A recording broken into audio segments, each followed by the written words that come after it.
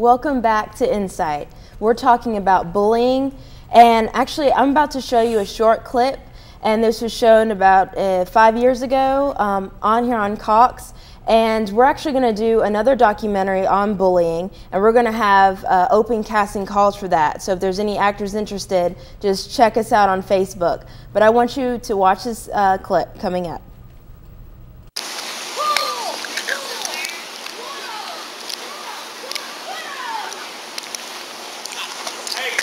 Nice candy you got there. Yeah.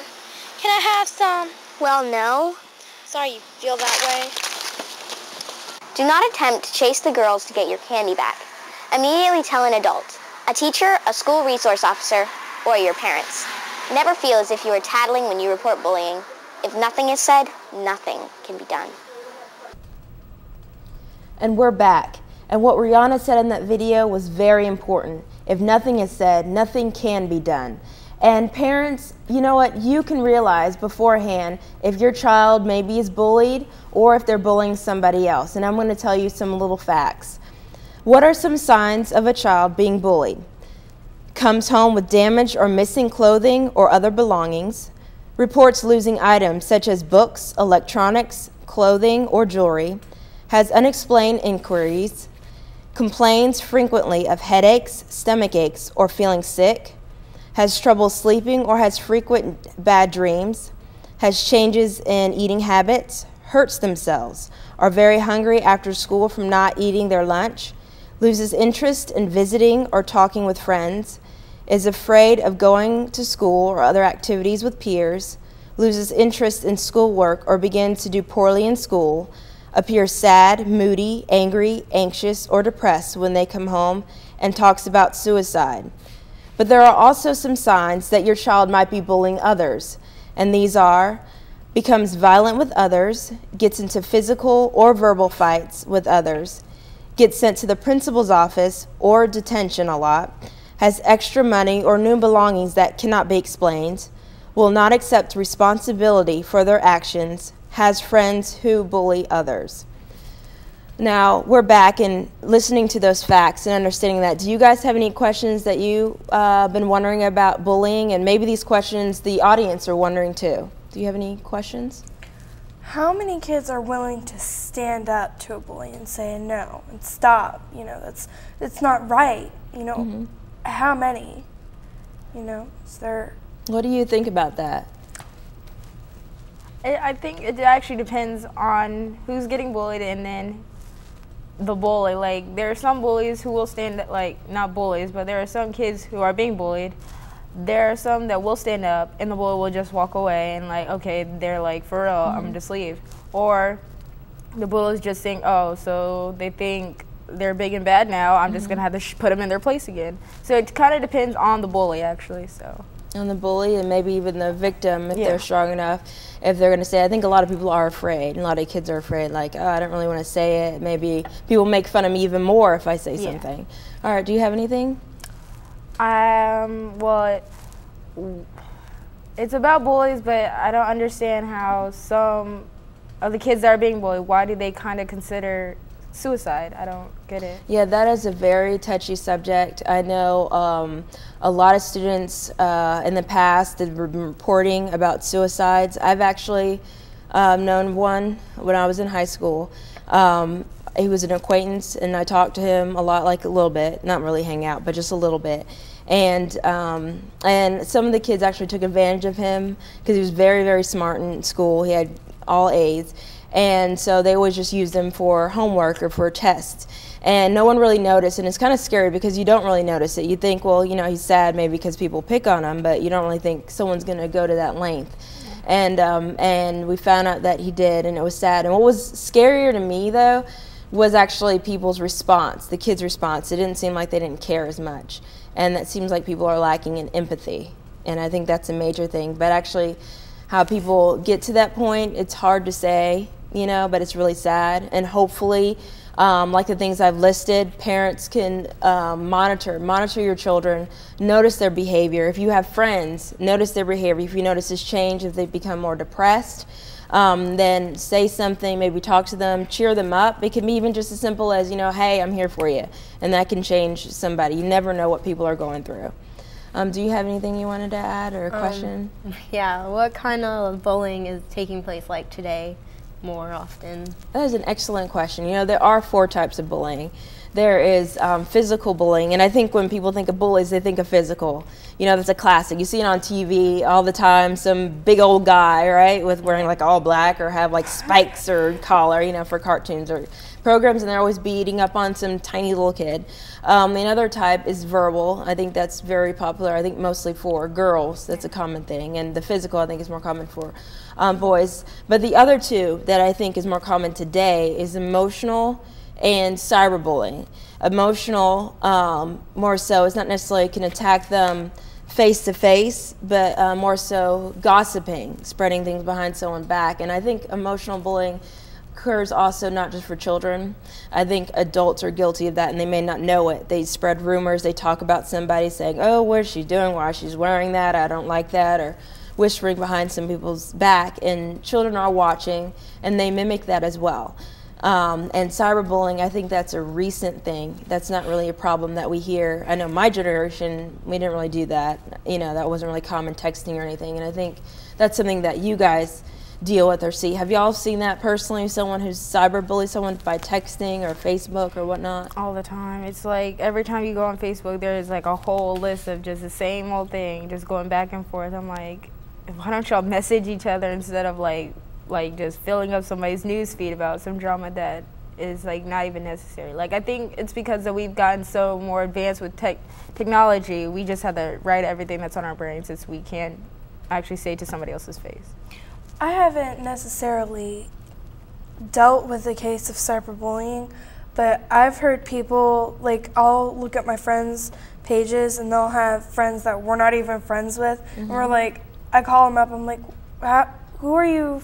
Why are you friends with that person? They're like, just so I can make sure that they're not talking smack about me, you know, because they're so protective of, you know, what they watch them, and it's kind of scary because it's like, wouldn't that be, you know, some other type of bullying?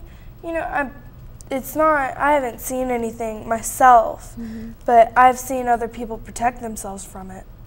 Yeah, it's really scary, and I think it's true, a point what you said and what you said before. I think if you do use the computer or technology, you are kind of hiding behind, so you're not like, I mean, you're kind of like, you're a fraidy cat bully, pretty much, because you're behind the scenes, behind the camera, and you're like, oh, well, let me just type about something, and no one gets to see me, you know, I can say whatever. And the scary thing about cyberbullying is because it's worldwide. You can spread it out. If you had a friend over in Europe somewhere, they can see that, what's going on over here. That's a lot scarier, and it's a lot faster, versus if you spread a rumor face-to-face, you know, it can go fast, but it can go insanely fast on cyberbullying. And, you know, I think the number one group of people that deal with cyberbullying actually is celebrities. You hear that all the time, you know, with them saying, oh, did you hear what this celebrity did or what's going on? We don't know if it's true. We just hear, you know, with paparazzi and whatnot of rumors. And another thing, too, is like with cell phones, and you can take pictures of people, and people can do Photoshop too. You know, you can edit things that might not have had happen. Maybe you weren't wearing that outfit, but you can just edit things, and that's really scary. But what do you think happens to these bullies when they get older and become adults? Especially, like, let's say physical bullies. What do you think happens to them? They continue doing it, or they stop. But more likely, they probably continue on with, like, loved ones and stuff. That's really interesting. Yeah, they can continue on with loved ones. You know, they start off when they were younger. And that's very important as parents, that you need to go and pay attention to your children and see what they're doing, because you don't want them to grow up and, you know, be a menace to society. One of the facts that was pulled up, that it said that by age 24, of the children identified as bullied, 60% of them have at least one criminal conviction. So by stopping a bully, by stopping them when they're a child, you can actually reduce of them going to prison or to go to jail, which is very important. But I think another important thing that we need to discuss is how to not be the victim of a bully. I think that's very important, because the sad truth is there's always going to be bullying. As long as there's human beings on this planet, someone's going to tease somebody, someone's going to say something negative about somebody else. So I think the other case of how to solve this is how to deal with it, what to do. So what do you think on the victim side, how to prevent bullying? Because they could actually do it by preventing bullying. How do you think the victim could help? Just hold your head high, you know, and say, look, you know, you're spreading stuff about me. You know, don't blow up on them. Just say, dude, really? This is how you're gonna treat me? You know, do I treat you that way? You know, like some of the kids in my school, I don't get along with. You know, that's a common fact. We don't get along, but we leave each other alone. And if you're gonna come to me and, you know, start bullying me, I'm gonna be like, dude, really? We've left each other, you know, alone all this time. Now you're gonna come, you know, and confront me on it? You know, why? Do you have a beef with me or something?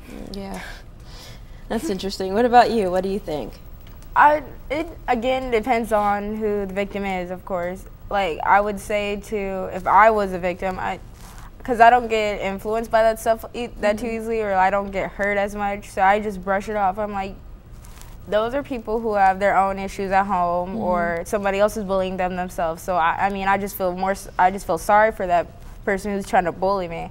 I brush it off, and I would actually go talk to the bully. I'm like, it's okay if you're hurting, because I mean, I don't understand why you have to pick on somebody else, and because you're getting picked on as well. Never heard. That's actually an interesting point. They make fun of you. You're like, I feel your pain. Exactly. See, that's a good way. That's a very positive, you know, way of looking at it. I think they would stop and they're like, whoa, okay. Exactly. What about you? Well, I would say like surround yourself around different people, or like positive people, not really like negative people. Because like in class, people joke around, and I can take a joke, but some people just take it too far, where you have to start writing paragraphs about bullying in class and whatnot, because I had to do that. Yeah, it got to that far, but I think just surround yourself around positive people. You'll be okay. I think that makes a big difference, because I realized when I actually stopped being bullied was when I stopped thinking about it, really. Like, seriously, because it's always going to happen. And I think it was like, you know, middle school is, I think, probably the worst. And then, like, after that, when you mature, you're like, wow, it really doesn't matter. Why am I so focused in on, you know, the popular crowd, or, you know, being friends with people that clearly don't want to be friends with me? When I stopped thinking about that, then I realized, actually, you don't get bullied that much, because you're so focused in on hanging out with your own friends and doing some things. So I think that's a really important thing. And you girls, I could just tell, y'all are very confident girls, and you're going to grow up to be very confident women, and I don't think you're going to have too much of a problem. And I think the viewers can learn a lot of things from you guys. And you made an interesting point, too, about the letter that you had to write, like you had to write an essay, you know, in class. And in school, are they all talking a lot about bullying and preventing bullying? We're not talking so much as the topic of bullying, but random acts of kindness with Rachel's Challenge at our school. Rachel was a girl who thought that, you know, every step of kindness, you know, kindness rubs off. If you do one kind thing for someone, they'll go do a kind thing for them. Unfortunately, Rachel was killed in the Columbine shooting, and her parents went in her room, and they found the back of her dresser fully covered with just little drawings of hands and kindness things that she was, you know, her room was filled with things of what she believed. They were also reading her diary, and something that was really sad was, she says, I think I'm gonna be, you know, I'm gonna die at a young age.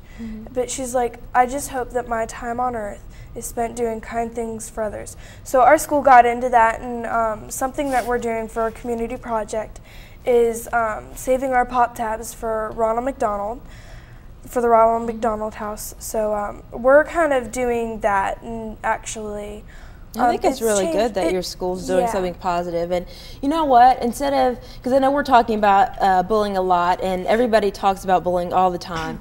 And you know what, I was just thinking, you know, we need to do something. And it's important that your school did that and thinking the positive thing. But you know, being a TV show, I think we can do something. And you know what we're going to do? We're going to start, viewers and you guys here, we're going to start a vow. We're going to have a sheet of paper, and these kids, if you are go to school with them, they're going to have it, and it's a vow that's saying that you guys you're not going to be a bully, you're not going to bully others, and if you see someone being bullied, you're going to do something about it.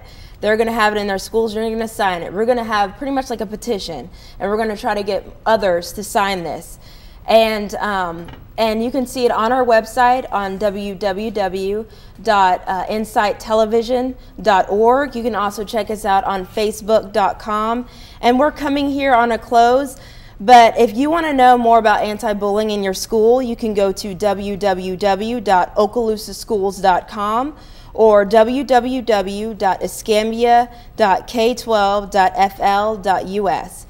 And remember to check us out on that site and on the other sites. And I'd like to thank you girls for being on the show. And thank you, everybody, for checking us out here on Insight. And I look forward to seeing you guys on the internet, on Facebook, and on our website. Thanks for watching Insight.